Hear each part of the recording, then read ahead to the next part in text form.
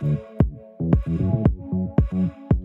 I'm Joanne from the Full Spectrum Centre Limited, an award-winning wellness and vocational training centre, and you're listening to the Full Spectrum Wellness podcast. This show is all about physical, mental, emotional and spiritual wellness, and it's for people who are looking to improve their overall health and well-being.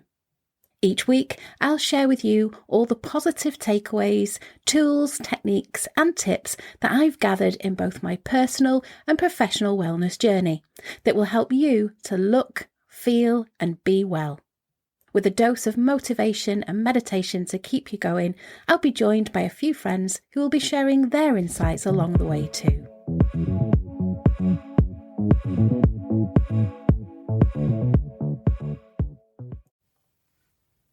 Welcome to episode 24 of our Full Spectrum Wellness podcast. I'm so happy and excited to be back here with you for our 24th episode. Now, in this week's episode, I'm joined by a very special soul, my friend and colleague, Melanie Appleyard. Melanie is a teacher, a holistic therapist and wellbeing facilitator who offers coaching, meditation and holistic therapies for the whole family. And wow, has she been on a wellness journey, surviving childhood anxiety, bullying and breast cancer. I cannot wait to share her inspiring story with you, so let's get started. Welcome, Melanie, to our Full Spectrum Wellness podcast. Hi, thanks for having me. Oh, thank you so much for joining us today. I'm so excited to get the chance to have a proper chat with you and share some golden nuggets I feel are going to come from this episode. So, of course, I know you very well because we work together, but our viewers don't. So I'm going to be asking a few probing questions. Okay. And I know that you've got a fascinating journey and story to tell. So I just wanted to start off with what the word wellness means to you, seeing as this is a wellness podcast. Oh, wellness encompasses so much. I think to be truly well, you've got to look at that wellness holistically. You've got to look at physical, you've got to look at mental, emotional, and you've got to look at spiritual well-being as well, because everything fits in together. So obviously with your physical body, that's where you'll start to feel ill or where you experience aches and pains.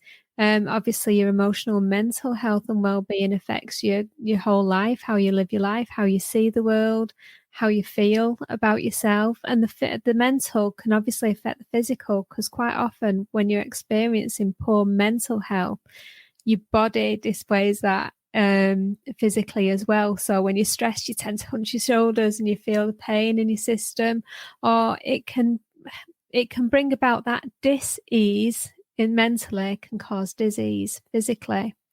But then on top of that, you've got the whole spiritual well-being as well. And that, I feel, for me, is your sense of identity. It's who you are, it's how you relate to others, it's how you feel about yourself.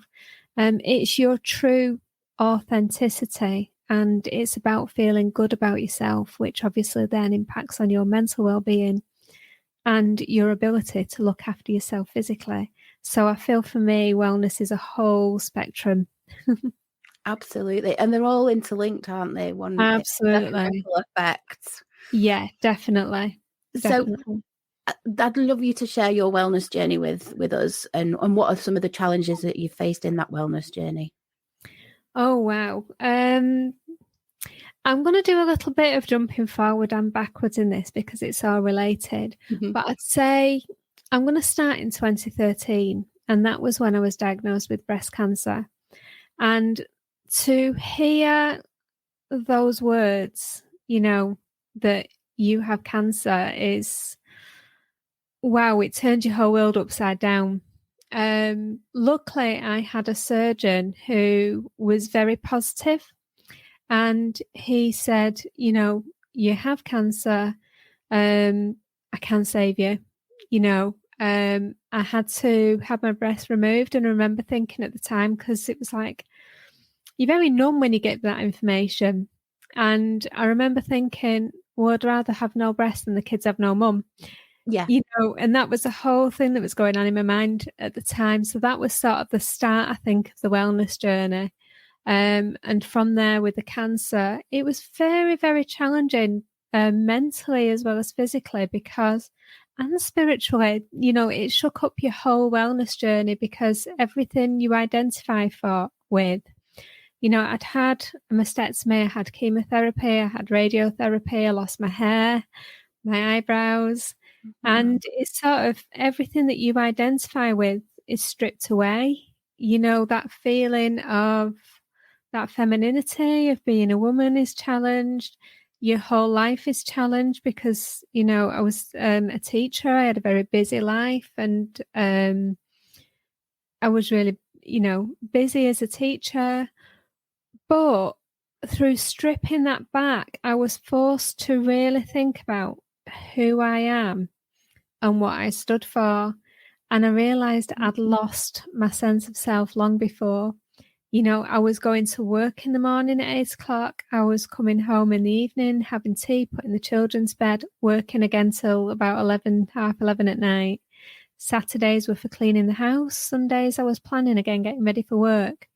And when I thought I had 9 months for this treatment, away from work, because I couldn't go in school with the chemotherapy and risk of infections. And it was like, well, what do I do? What do I like? All I'd done was teaching and planning and, spending time with the kids, obviously, every few minutes I had, but I'd lost my sense of who I was. So I started sort of rediscovering myself, and that was the start of my spiritual journey, I would say, which had a massive impact on my physical and mental well-being. So with the chemotherapy, it would make me really poorly. The first couple I had, I ended up in hospital because I was severely dehydrated. My body just did not like the toxins whatsoever. So I'd start to get a little bit anxious when I was due to have a chemotherapy session. So my aunt came round and did Reiki on me. And at first I'd never heard of Reiki. And I thought, don't know what it is, don't know how it works. I'm open-minded, I'll give it a try. And it was remarkable experience. Every time she did it, I felt peaceful. And I always got a real sense that I'm going to do this and I need to give something back. And I didn't know what, and I didn't know how. I didn't even know much about it, and I couldn't see how I would end up going down that Reiki journey. I was a teacher. So it was, but I had a really strong, overwhelming feeling I was going to give back and I was going to do Reiki. So, and that got me through my chemotherapy treatment. And then just before my next treatment, I'd be starting to get worked up again. So I'd give my aunt a ring, can you come and do some more Reiki on me? Because I really need to, I'm starting to feel anxious. And she did. And I got through it again calmly. And it was amazing. It got me through my treatment. It made such an impact. The other thing that I experienced during that time off was obviously my mental health and well-being was important. So I started reading more. And it started off, what can I do to stop this cancer coming back? What can I do to heal myself? So I started reading books about self-healing. And for me, that was key, because that was me taking control. It was stopping me feeling like a victim. I wasn't a victim. I had control of my own life. When my hair was due to fall out, I shaved it off before the chemotherapy started. I was doing it on my terms. I wasn't being a victim to this. And that mindset was absolutely key, I believe. You've got to have strength. You've got to take control. You've got to take responsibility. And that's what I was doing. I started looking at my diet and I started reading up, and I found out about mindfulness. So I started practicing mindfulness and mindful meditation. So everything like that really sort of helped. The Reiki, the mindfulness, the diet really helped. I also started exploring what I loved. So as soon as I found out that, I'd got cancer, I was going to have all this treatment, I was going to be off for 9 months, we went out and got a dog. Now, our dog had previously passed away in the December. and it was February when I was diagnosed, and well, it was January, and it was a little bit soon, I think, to get a dog, but because I was going to be off for those 9 months, I thought I can spend that time at home with her, training her, and it's company for me, and it's given me a purpose. And my word, that was the best decision ever. So we got Daisy in February, and she, again, really helped me through the whole journey. You know, if I was sleeping on the couch, she'd be sleeping on the couch with me. On the days where I just wanted to curl up, she'd make sure I got up. I had to go out. I had to take her for walks. I had to play with her. I had to keep going. And I needed that. You know, It gave me purpose, and it got me out, because I think through not going out, your confidence drops. So, and I'd lost my confidence from going out meeting lots of people, but at least I was going out on the field and talking to people on the field. So it was getting me out. Yeah. I dread to think where I would have been without that. But it also reminded me that when I was a child, my huge love was always animals. I always wanted to work with animals. I always wanted to be around animals. I used to love dog training with my Alsatian, Marley, who I grew up with. And, you know, Daisy brought that back, you know, what I actually loved and what I wanted to do. And like, yeah, this is my interest. This is what I want to do, what I want to spend the time with. So it was a huge spiritual awakening, if you like. I was rediscovering me, and I was learning to love myself again, to care for myself, to take responsibility for myself, which, you know, was really needed. So the challenges came sort of after chemotherapy, when I went back to work, because all of a sudden I was back in a situation that I didn't want to be in anymore. I'd realised that the work, I'd allowed the work to take over my life. And, you know, I wasn't seeing as much of my family as I would have liked. I couldn't take my daughter to school and pick her up because I was in a school myself. You know, all little things like that.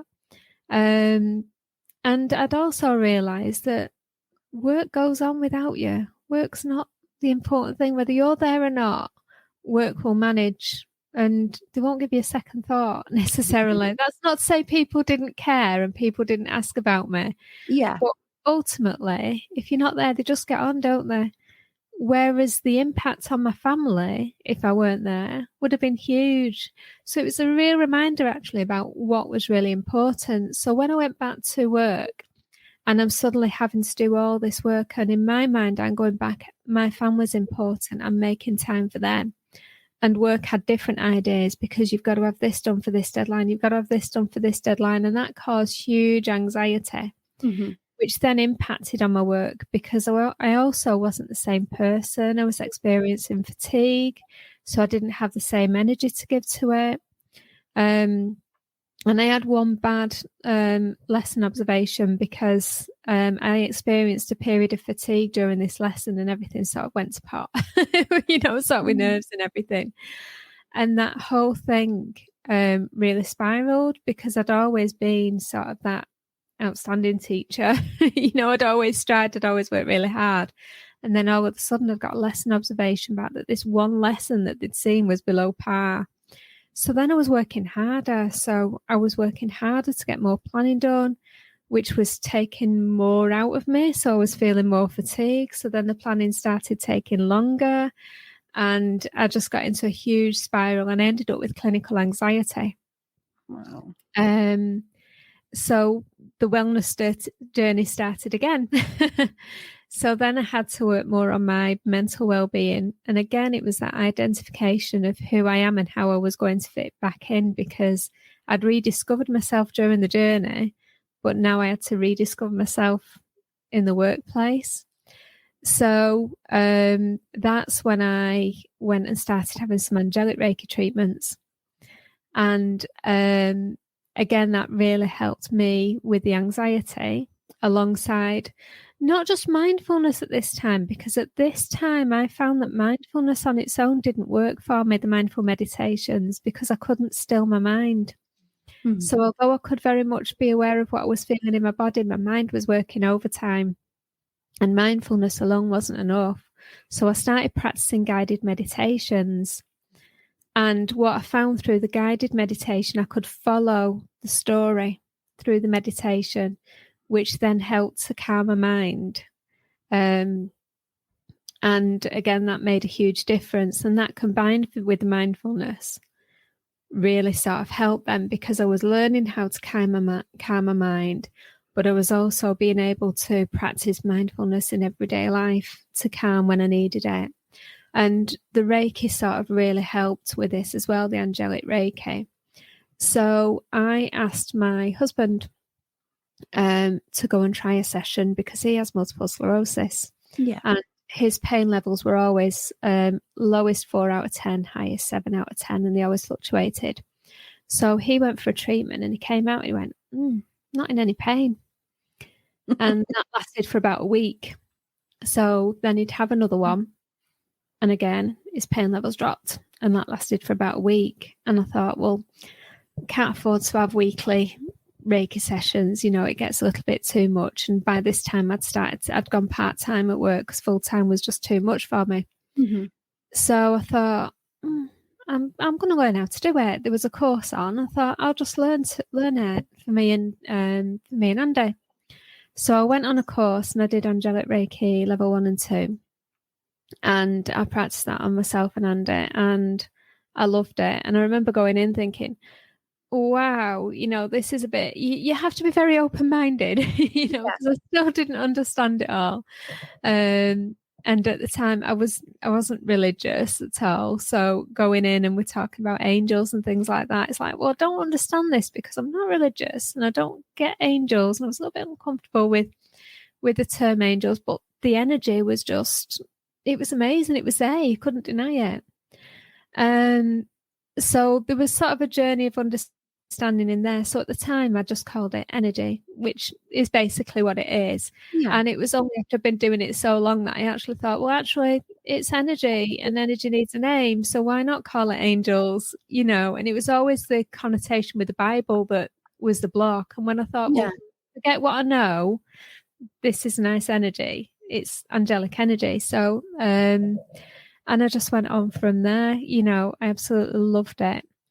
So, and I just went on from course to course, and now I teach it, and I absolutely love it. But also, going back to the anxiety side of things, I told you I'd be jumping backwards and forwards. When I was a child, I struggled with childhood anxiety, really quite bad.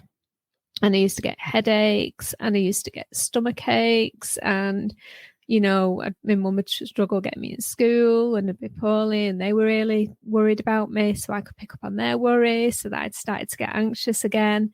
And this was a cycle when I was a child. And from going back to school after struggling with anxiety, I was the special educational needs coordinator there. So I worked with a lot of children who were struggling with anxiety, and I noticed that it was just getting more and more of a problem. More and more children are struggling with anxiety, and the systems just aren't there to help them, and they've got worse and worse. And, where they are now, it's very difficult to get the support for your children unless they're sort of self-harming or, it's really difficult to come by. So I wanted to put something in place that would support those children as well. And this was all part of my wellness journey as well. Sort of my experiences, I believe, helping me on my path. So everything's sort of intertwined. So the anxiety, the cancer, the healing, the wellness, they've all took me on a path which was very difficult to experience, but I've really contributed to my own personal spiritual growth, my ability to help other people, who are doing that. That journey's also reconnected you with your passion about the animals, and that was a childhood passion, wasn't it? But it's then connected you to new passions, which is your healing journey, and then working with the kids anyway, it's opened up that new passion of, and you're right, children these days have much higher rates of anxiety. We're seeing kids as young as 8 and 9 coming in for treatments for anxiety. Absolutely. You And know, those, yeah, I was going to say, and those issues that you experience as a child, they follow you through into adulthood. So, how many people listening to this podcast are experiencing imposter syndrome? Whereas imposter syndrome is really lack of confidence. And that often starts from when you're a child, when other children are putting you down. It's about that not being able to find yourself and your own authentic self and who you are. So yeah, that needs to start early. That needs to start young. And, that is something I am absolutely passionate about. Yeah. Absolutely. What advice would you give to a parent who is struggling with a child that has anxiety? Absolutely teach them first of all, teach them mindfulness and meditation from a young age. I think there's a myth and people think kids can't meditate, but they absolutely love it. They can. And it might take a couple of practices to get them into it because they don't know what they're doing, but do it with them. Yeah. Don't just say, here's a tape, go listen to it. They won't do that. But, as a family, let's sit down. Let's just have a listen to this meditation together, and just sit down, just a short one for children, 5-10 minutes is more than enough. Yeah. And then talk about what you've experienced, but share what you've experienced as well as what they've experienced. And the other thing I would say, quite often children who are anxious are scared to get things wrong. Mm-hmm. Show them that it's okay to get things wrong. If you drop some milk, instead of swearing, just, oh, never mind, let's go clean it up. Because quite often we as adults, we're the same. You drop something and it's like, oh my world, it's the end of the world, and then that's what children are seeing, because how you behave and how you react to things, your children will pick up on. If you're stressed about things, your children will pick up on that as well. So I think, modeling as well is I think it's easy to forget, isn't it? When you've got little ones, it's easy to forget that they've got little ears and they've got little eyes and they're always watching, they're always listening, and they're little sponges, so they're picking up on everything. Yeah, they might not necessarily do what you tell them, but they will copy what you do. Yeah, absolutely. And you're right. If you demonstrate how to be mindful, I think they do that in some schools, because I have some clients with children who they call it quiet time, though they don't call it meditation, but at least it's starting to filter through. It is. Yeah. There's a great company called Story Massage where they teach the children how to do massage through telling a story. So all the movements that are done on the body is to a story. And they've had great success with that, especially with kids with anxiety. So these things are becoming more mainstream, but you're right, things need to change, because that's our future, and if kids aren't being able to deal with their emotions and cope now, how are they going to cope as an adult in a workplace? Yeah, but that's the other thing, is children aren't taught to deal with their emotions, because you go in schools that teach PSHE. If there's any falling out with the friends, for example, it's dealt with as and when it arises, but children aren't effectively taught to recognize and name the feelings. I remember when I struggled with anxiety, I remember saying to my mum, oh, I've got one of those feelings again. And I couldn't describe what that feeling was. It was just a horrible feeling. And I didn't have the words, I didn't have the vocabulary to describe it. Yeah. And had I known, I know it now, it was an anxiety attack, but if you can't explain how you're feeling, how can you know what you're feeling? So it's that teaching children, teach them the language for the emotions. What makes me happy? Model it. I'm really happy because, I'm really sad today because. Tell them how you're feeling as well. Well, that's how they learn, isn't it? We learn from experience. Absolutely. We learn from making mistakes. If we did everything perfect the first time, we wouldn't learn. No.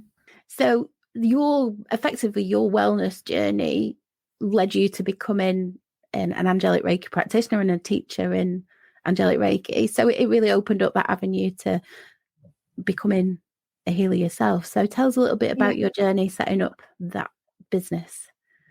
Because that's very different to teaching in a school. It's very different to teaching in a school, yeah. And I still do both. And it's good to keep my hands in with the children, especially with the meditation work with the kids that I do as well. But I think my journey actually as a healer, I started off doing a little bit of work. I did an afternoon at a friend's salon and therapy centre for a little while. That was just on Friday afternoons. I think it was difficult at first because people don't fully understand what an angel is. So there was a lot of education around angels. But what I found is as people started to come in, people started to, like I did, realize you can't deny the energy. And I think it's when you know you need the healing, and you come for that healing and you experience the healing, then you can really see the benefits of that. So I was there for only a short time, actually. I didn't do that for long because I started to focus less on the treatments and more on the teaching side of things after a while. And I've done all the teaching at the Full Spectrum Centre and I still do that now. So what I tend to do now is keep a list so that if people want to learn angelic Reiki, they let me know. And then once I've got enough people on the course, I can run a course for it. But that has been such an amazing journey in itself. It's so nice seeing the progress that people make and those aha moments and the recognition all of a sudden that actually I can be a healer, I can do this, when really, as you know, with Reiki, anybody can do it. It's just, it's the teaching and the attunements, that make the difference. So, and I absolutely love teaching, as you say, and so that's another one of my passions. It's about the teacher in you. It's the teacher in me, but it's also I think one of the things, if I was to sum up what I'm really passionate about and what my work involves, it's about bringing people peace through helping them find their own authentic self and be happy with who they are. Yeah. And I feel that really underpins everything, whether I'm working with adults, whether I'm working with children, whether I'm healing, whether I'm running meditation courses. And the beauty of angelic Reiki is it brings out people's own unique latent talents that they're not necessarily aware of. So it was through angelic Reiki that I discovered my talents working with animals and my more spiritual gifts. And, my healing journey's just sort of opened up to me. And I would say I'd say the Reiki from the cancer treatment was the start of that. And then the angelic Reiki has opened up all those latent talents in me. And, it's my pleasure and a blessing that I'm able to help others with that. And then it was sort of through there that I started doing a day or so at the Full Spectrum Centre, doing the angelic Reiki practice. And that was absolutely brilliant. But that targets sort of one audience where I realise there's so many different people need healing, and they need healing in a way that suits them. Yeah. So I've then gone on to learn Eastern Reiki with yourself, who you are also a fabulous teacher, Jo. So I'm able to do Eastern Reiki as well. And it's lovely seeing the differences in the clients and their preferences. And, I'm being able to offer a variety to meet a variety of needs. And I find the whole journey, obviously from there, I went on to do the meditation classes, meditating with angels and meditating with animals, and I just love it. It doesn't feel like I'm working, it feels like I'm doing what I'm meant to be doing. You're being of service. I'm being of service, and I feel like I'm really making a difference to people's lives when I'm doing that, and it really is truly a blessing. And an absolute passion. I can feel that passion. I know that's you're on the right path. And it's amazing to watch, and that's such an amazing journey, and it will give a lot of listeners hope especially if they are undergoing cancer treatment and have had that diagnosis, that it isn't the end of the world. Most cancers these days, if caught early enough, are very treatable. It's not an easy journey, but it is doable. And as you pointed out earlier, having a positive mindset is key. Absolutely to tackling that. Yeah, I'd quite like to recommend a book actually to anybody who is, and it's called How to Beat Cancer by Chris Willems, and he also has a website, Active Cancer. And the reason I really like this book is because the guy is from the pharmaceutical sort of industry, but he does all his own research and all his work is evidence-based. Yeah. So he will tell you all about the holistic side of things as well as the conventional side of things, and he's got a lot of knowledge that can really help on that journey, and that gave me that sense. First of all, I'd say that was the first stepping stone to realizing I'm in charge. I'm not a victim. I'm responsible for how things turn out, and that was huge. That was huge. Mindset is key.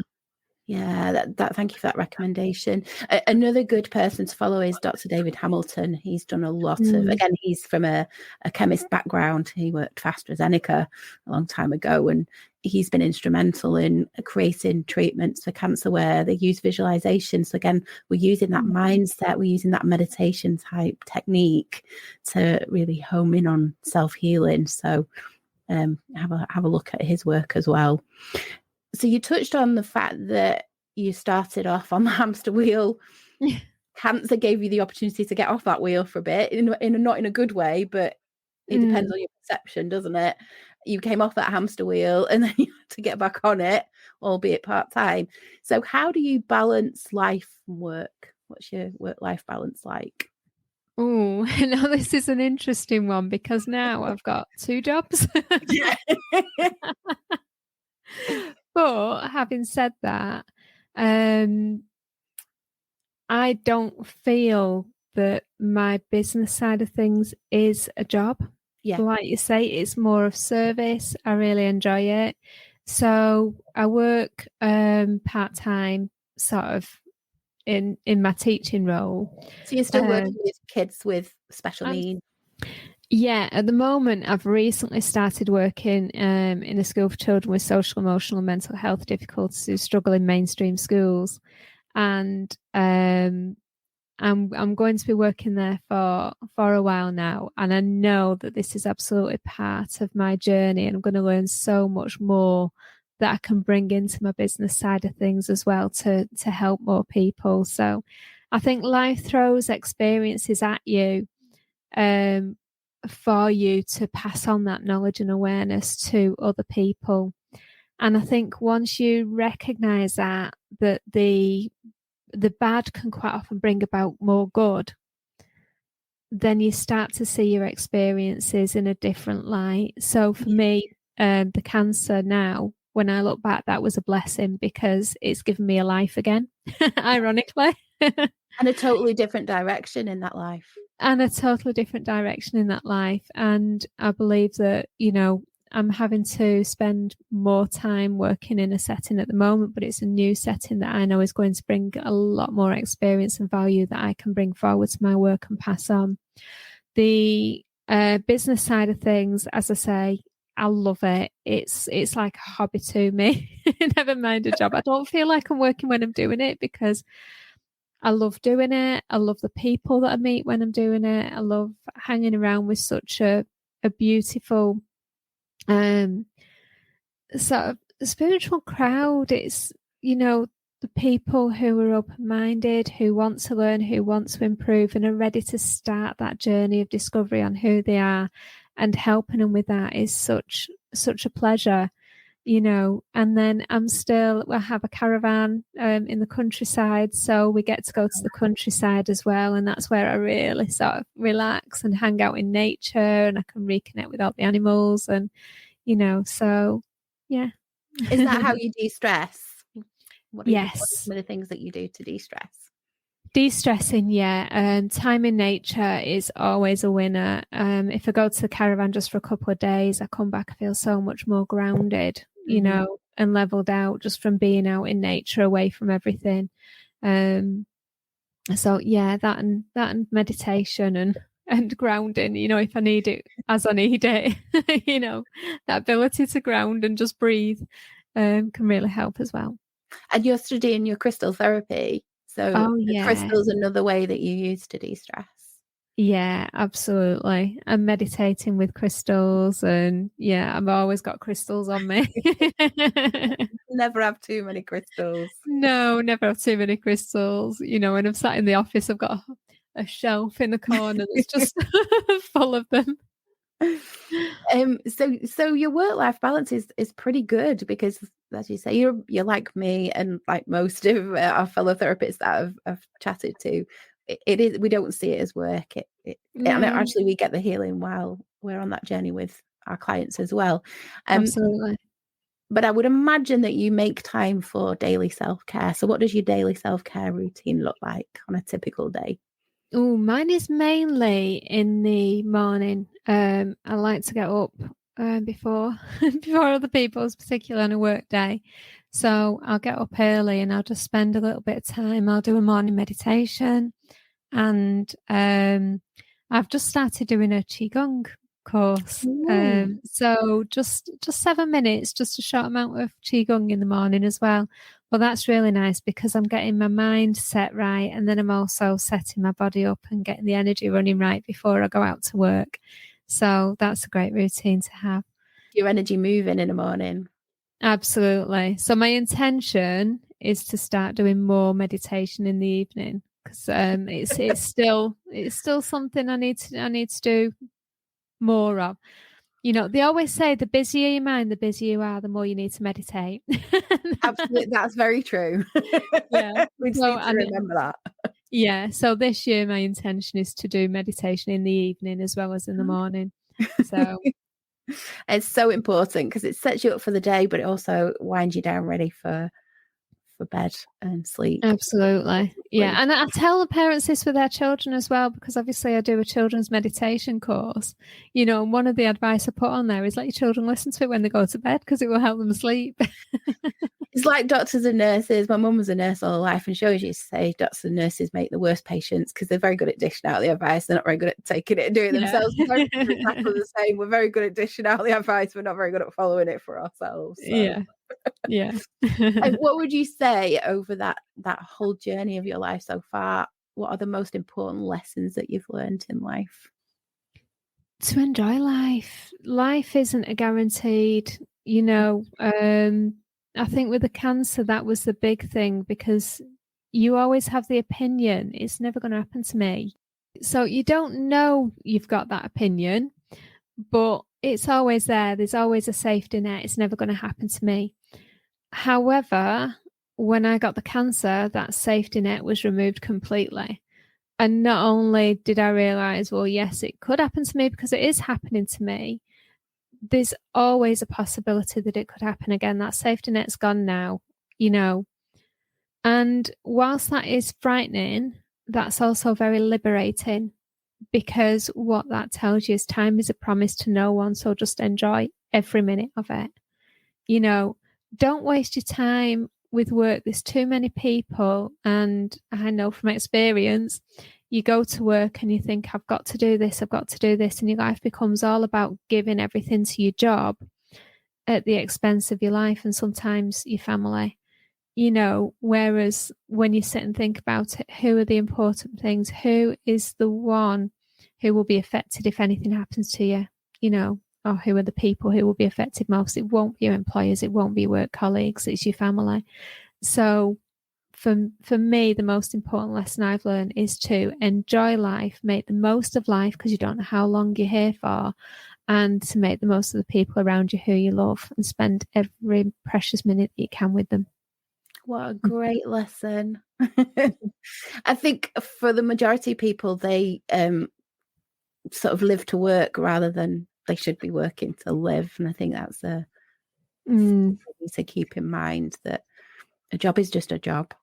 Yes. Yeah. It's not worth putting your health at risk for. Yes, absolutely. We've got to earn money and we've got to live, but it is just a job. Ultimately, you have to look after you and make sure your needs are being met. Absolutely. Finally, what advice would you give to someone who wants to live a happier, healthier, and more balanced life? Learn to love yourself. When you love yourself, you will take better care of yourself physically. You'll eat the right things. You'll do the exercise you need. When you love yourself, you'll have less issues mentally because you know that you are perfect just as you are. And nobody's perfect, but everybody is imperfectly perfect, which is a phrase that I absolutely love. And look after your spiritual self as well. Know who you are, know what you love, and follow your dreams, follow your passions. Don't be scared to be yourself, and don't worry about what other people think of you. That's their issue. That's not your issue. Just learn to love yourself, and that will help your overall well-being. I think it's imposter syndrome is something we all, at some level and some degree, suffer from at certain times in our life. And our mutual friend and coach Emma always says to me, Jo, what somebody thinks of you is none of your business. Absolutely. Focus on you. As long as you're doing good in the world, other people's opinions really don't matter. Absolutely. But that's a tough lesson to learn. That is a really hard lesson to learn. It really is. But that's where all your spiritual work comes in, because we've got so many doubts and barriers and blocks and beliefs that have been sort of fed into us from a very young age, that you really have to do the inner work to overcome them. But it's worth it. It's worth the effort. It really is. I want to say a massive thank you to you, Melanie, for sharing your journey. A tough journey, but a worthwhile one. You've come out the other side. You are blooming and blossoming, and it's such a joy to watch and to be part of your journey. And thank you so much for sharing your story today. Oh, thank you for having me. You're very welcome.